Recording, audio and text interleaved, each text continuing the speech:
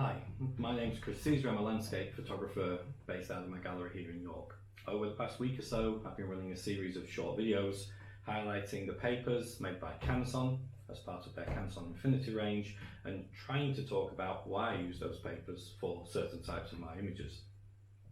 In today's video, we're going to be looking at this paper, which is the new upgraded Baryta Photographique 2, which surprisingly replaces Baryta Photographique 1, and it's part of the Canson Infinity collection. So we're going to have a look at the print itself, have a little chat about the composition, what sort of went into the making of the image, and then we're going to have a look at the paper, and I'm going to explain a little bit why I feel that the paper works well for this image. Okay, so let's have a quick look at the image. This is an image made up at Rannoch Moor in Scotland. And I like this image. There's a dynamism to it.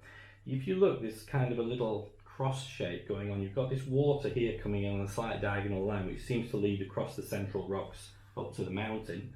And then going the other way, you've got these rocks here that lead in, again crossing the central rock and seeming to go out on this little stripe up here in the sky. Also, it's a long exposure. And if you look at the sky, this was a day when the clouds were moving towards us. So I thought it might be nice to make it a long exposure because the clouds would have the effect of adding some kind of lines in the sky that would then help you get back to the centre of the picture. So if you look, all of these lines seem to come to this central area as well.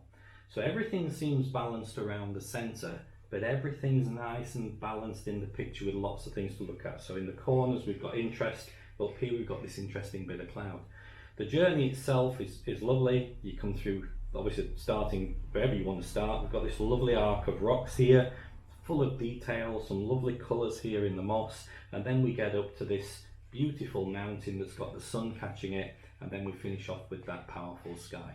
So that's the composition. It's an area that I know well because when I run the courses up in Rannoch Moor, this is one of the places we go to, and if we're lucky we get a nice morning when we've got some water flowing over all of these rocks. So that was a particularly good morning, a particularly good result. So that's the image. Okay, so let's have a little look at the paper. This is, as I said earlier, brand new off the press. This is the new upgraded Baryta Photographique paper from Canson. So the original one had a lot of followers, a lot of people really liked what it offered, and I think all they've done is tweaked it a little bit, and all of the things that you liked before are now just a little bit finer, a little bit better. So this is quite an exciting paper to be using because it's an enhancement of something that was already proven to be a successful product. The paper itself, if I was going to tell you some of the things that are different about this to the other papers that I've been using, the thing that's exciting about this one is that it's a Baryta paper, it's 100% barium sulfate coating, but it's exceptionally smooth. So it's not just smooth, you won't see it on the video, so you'll have to take my word for it. It's got an exceptionally smooth feel, and it's not a full gloss. I did say in a video the other day that the full glosses, the ones that look really wet and like the paper's covered in water, I never really seem to use those for whatever reason, but I do use satin papers, and this is a satin paper. So it's like a semi-gloss with an exceptionally smooth surface and all the benefits of barium sulfate. It's quite a high white as well, so anything we've got in the images that are bright and white, maybe these areas of water or perhaps some white clouds, will be printed more closely to what they are in reality. Some of the papers are a little bit warmer and they will just warm up those areas, whereas this tries to maintain a sort of bright whiteness to the actual printed results. So the paper has got quite a few features that would make it worthy of adding to anyone's collection. But for me, this paper is going to be of fantastic value when I want to get something down on a gloss media that has no speckles. So no distractions. So these smooth areas here render smooth, but albeit with a sort of a semi-gloss satin finish. It's got a nice feel, it's heavy, it's 310 grams a square metre. So it's going to hang nice when it's mounted and hung in frames. And that's it really. You can see exceptional colour detail, great range of sort of tones across the blacks and greys area. and it's a pleasure to use. So it's a nice paper, it's something I've added to my collection, it's something that I'll be looking to use in the future. Okay, so that's a bit about Baryta Photographique 2, the new paper from Canson Infinity. Normally with these videos, you'll know I like to finish with a little tip or a piece of insight. And today I'd just like to leave you with a thought about the print process and paper. This thing that I have in my grubby palms is a photograph. And I think it's fair to say that until I actually get this image down on paper, then it lives as an image on a hard drive, on a phone. And I don't know about you guys, but when I watch a movie, I want to watch it on a big screen or at a cinema. I don't want to watch it on my phone. When I listen to music, I want to be at a concert, hearing the sounds surround me. I don't want to listen to it on a phone. So it's fair to say that this will look better than it does on my phone. The print process is critical in the way that I work, and it's the culmination of everything that I've done regarding any particular image.